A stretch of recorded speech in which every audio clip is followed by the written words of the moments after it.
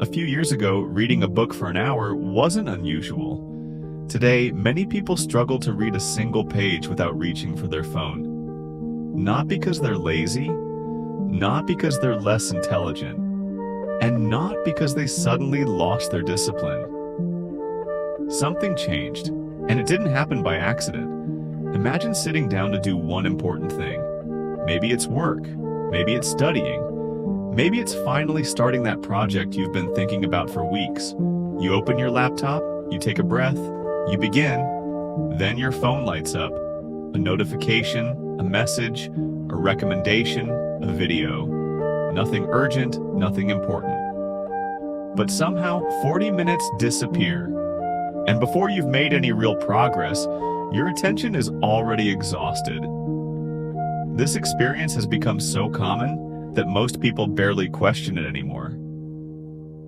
We blame ourselves. We tell ourselves we need more discipline, more motivation, more self-control. But what if that's the wrong explanation?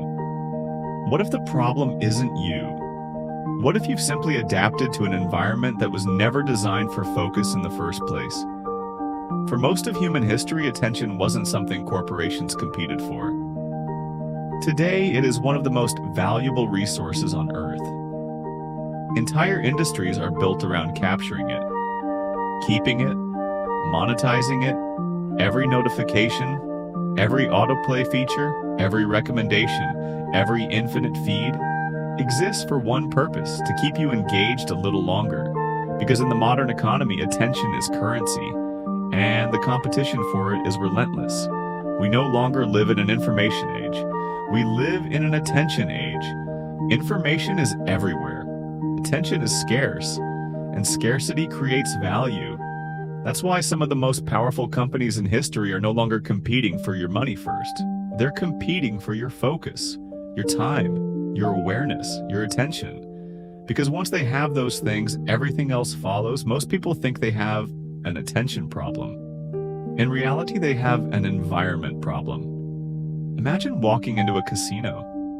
Every light, every sound, every reward, every design choice exists to keep you playing, not for 5 minutes, for as long as possible. Now imagine carrying a casino in your pocket, one that follows you everywhere, one that learns your habits, one that becomes more effective every time you use it. That is much closer to the world we're living in today. Every refresh feels like pulling a lever. Maybe the next post will be interesting. Maybe the next message will matter. Maybe the next video will be worth watching. Most aren't. But occasionally one is. And that uncertainty keeps us coming back. Again and again and again. Not because we're weak, because we're human. The greatest cost isn't the time we lose, it's the attention we lose. Because attention determines experience. Whatever repeatedly captures your attention eventually shapes your reality. The books you read, the ideas you think about, the conversations you remember, the skills you develop, the person you become. All of it begins with attention, yet attention is becoming increasingly fragmented. Many people move through entire days without experiencing even 10 uninterrupted minutes of focus. Not because they're incapable, because distraction has become the default environment. And the human brain adapts. That's what it does. If you spend years exercising, your body adapts. If you spend years learning a skill, your brain adapts. And if you spend years constantly switching between notifications, videos, messages, and feeds, your brain adapts to that too. It becomes efficient at distraction. Perhaps that's why silence feels uncomfortable now. The moment we stand in a queue, we check our phones. The moment a conversation slows down, we reach for stimulation. The moment we're left alone with our thoughts, we look for something to fill the space. But boredom once had a purpose. Boredom created room for reflection, for creativity, for self-awareness. Some of the most important thoughts you'll ever have won't arrive while scrolling. They'll arrive during moments of uninterrupted attention. Moments when your mind has enough space to think, enough space to wonder, enough space to create, and those moments are becoming increasingly rare. This isn't a story about technology being evil. Technology has transformed the world in extraordinary ways. The problem isn't technology. The problem is unconscious attention, allowing every algorithm, notification, recommendation, and feed to decide what deserves your focus. Because attention is more than a productivity tool. Attention is a life tool.